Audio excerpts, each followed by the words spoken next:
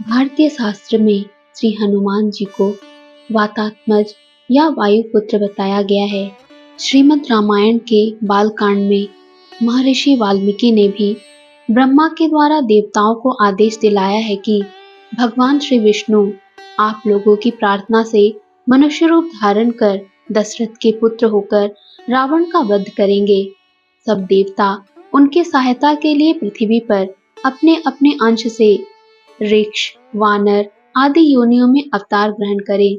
वहां भी केसरी वानर की स्त्री अंजना के गर्भ से वायु द्वारा हनुमान की उत्पत्ति बतलाई गई है। स्कंद एवं भविष्योत्तर पुराणों में कथा आती है कि केसरी की पत्नी अंजना अनपत्य दुखों से दुखी होकर मतंग ऋषि के पास जाकर रोती हुई कहने लगी, मुनि, मेरे पुत्र नहीं है, आप कृपया पुत्र प्राप्ति का कोई उपाय बतलाइए। तब मतंग ऋषि ने कहा, पंपा सरोवर से पूर्व दिशा में 50 योजन पर नरसिम्हाश्रम है। उसकी दक्षिण दिशा में नारायण गिरी पर स्वामी तीर्थ है। उससे 1 कोस उत्तर में आकाश गंगा तीर्थ है।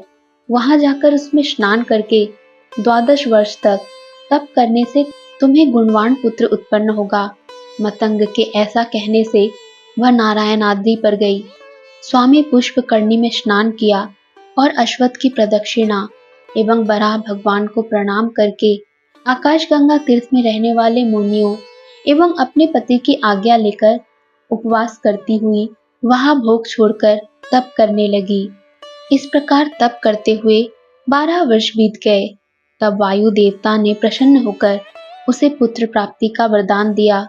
परिणाम स्वरूप अंजना ने एक उत्तम पुत्र को जन्म दिया, जिसका नाम मुनियों ने हनुमान रखा। ब्रह्मांड पुराण में यह प्रसंग कुछ विभिन्न प्रकार से आया है। उसके अनुसार त्रेता युग में एक केसरी नाम का असुर उत्पन्न हुआ। उसने पुत्र कामना से श्री शिव जी को प्रसन्न करने के लिए पंचाक्षर मंत्र का जप करते हुए जितेंद्रिय और निराहार रहकर तप किया। इससे प्रसन्न होकर शिव जी ने उसे दर्शन दिया और कहा, तू अपने इच्छा अनुसार वर मांग ले। तब केसरी ने कहा, देव, यदि आप संतुष्ट हैं और वर देना चाहते हैं तो मैं एक ऐसा पुत्र चाहता हूँ जो बलवान, संग्राम में विजयी, महाधैर्यवान एवं बुद्धिमान भी हो। तब श्री शंकर जी बोले, मैं तुझे पुत्र तो नहीं दे सकता, कारण विधाता ने तुझे पुत्र सुख नहीं लिखा है।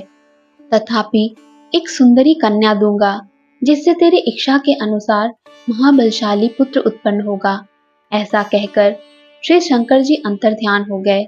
वह असुर मनचाहा वर पाकर अत्यंत प्रसन्न हो गया। कुछ समय बाद उसके एक लोक विस्मयकारिणी कन्या उत्पन्न हुई, जिसका नाम दैत्यराज ने अंजना रखा। वह कन्या शुक्ल पक्ष में चंद्रकला की तरह बढ़ने लगी। पिता पुत्रवती उस कन्या से प्रेम करता था। वह अपनी समवयस्क लड़कियों में जब खेलती थी, तब उसको देखकर उस दैत्य की आंखें हर्ष से विकसित हो जाती और वह तृप्ति का अनुभव करता। इस तरह समय बीतता गया। एक बार केसरी नामक वानर ने, जो बड़ा पराक्रमी एवं वानरों में श्रेष्ठ था, उस कन्या की याचना की। तब दैत्यराज ने बड़ी प्रसन्नता से उसे वह कन्या दे दी। केसरी इच्छा अनुसार रूप धारण करने वाली अंजना के साथ आनंद से क्रीड़ा करने लगा। इस प्रकार बहुत समय बीत गया, पर अंजना के कोई पुत्र नहीं हुआ। एक बार धर्म देवता वन्य स्त्री पुलकसी का रूप धारण कर वहां आए। उनके एक हाथ में था बेद और दूसरे हाथ में थी एक सुतली। वह स्त्री जोर जोर से आवाज लगा रही थी कि किसी को अपने भाग्य के विषय में प्रश्न करना हो तो करे। उसके भाग्य में क्या लिखा है मैं बता दूंगी। इस प्रकार सबके हाथ की रेखाएं देखती और फल बताती हुई वह अंजना के पास पहुंची। तब अंजना ने उसको सुंदर आसन देकर बैठाया और स्वर्ण पात्र में मौक्तिक रूपी तंडुल उसके सामने रखकर उसको सभी प्रकार से संतुष्ट करके पूछा, देवी, मेरे भाग्य में पुत्र सुख है या नहीं? सत्य सत्य कहो, यदि मुझे एक बलवान पुत्र हो जाएगा तो मैं तुम्हें तुम्हारे इच्छा अनुसार सब कुछ दूंगी। तब वह पुलकसी बोली, तुझे बलवान पुत्र अवश्य प्राप्त होगा, यह मैं धर्म की शपथ खाकर कहती हूँ।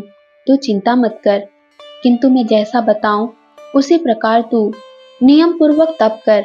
श्री वेंकटाचल पर्वत पर 7,000 वर्ष तक तप करने से तुझे मनोवांछित पुत्र प्राप्त होगा। ऐसा कहकर पुलकसी जैसे आई थी वैसे ही चली गई। अब अंजना उसके कथा अनुसार वेंकटाद्रि पर आकाशगंगा के पास जाकर, जहाँ बहुत से सिद्ध महात्मा वास करते थे, केवल वायु भक्षण कर वायु देवता का तप करते हुए दारुण तप करने लगी। कुछ दिनों बाद आकाश गंगा से एक आकाशवाणी हुई, बेटी तू चिंता मत कर, तेरा भाग्य खुल गया है। रावण नाम का राक्षस बड़ा दुष्ट होकर सब लोगों को रुलाएगा। वह सबकी सुंदर स्त्रियों को हरण कर लाएगा। उसका नाश करने के लिए भगवान श्री हरि रघुकुल में श्री राम रूप में अवतार लेंगे। उनकी सहायता करने के लिए बड़ा पराक्रमी, बलशाली, धैर्यवान, जितेंद्रिय और अप्रमेय गुण वाला एक तुम्हारा पुत्र भी होगा। यह आकाशवाणी सुनकर अंजना परम प्रसन्न हुई। उसने यह वृतांत केसरी को बतलाया। वह भी अत्यंत प्रसन्न होकर पुत्र प्राप्ति की प्रतीक्षा करने लगा। अंजना का गर्भ क्रमशः बढ़ने लगा और 10 मास पूर्ण होने पर कमल नयनी अंजना ने सूर्योदय के समय कानों में कुंडल और यज्ञोपवीत धारण किए हुए कौपीन पहने, जिसका रूप, मुख, पूंछ और अधोभाग वानर के समान लाल था, ऐसे स्वर्ण के समान रंग वाले सुंदर पुत्र को जन्म दिया। हनुमान जी की जन्म की कथाएं पुराणों में विभिन्न प्रकार से मिलती हैं। कल्प भेद से सभी सत्य ही हैं। हमें तो भक्ति पूर्वक उनकी आराधना करनी चाहिए और उनके गुणों का अनुसरण करना चाहिए।